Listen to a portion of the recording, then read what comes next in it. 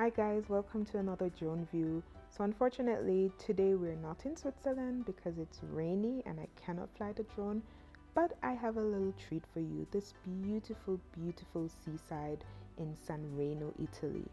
So in the summer we were here and I got the chance to fly the drone. As you can see by now, I'm scared to fly the drone but soon I'll get better. But I went on the roof and did a little view of the Mediterranean Sea, as you can see here in the harbor.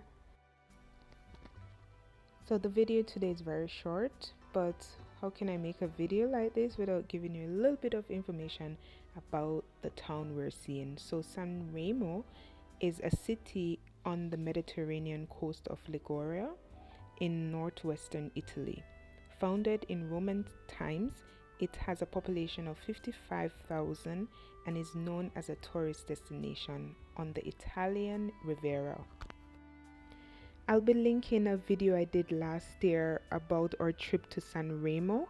So if you want to see more of Sanremo and hear more about their culture and history, you can check out that video in the description box or the link on your screen right now.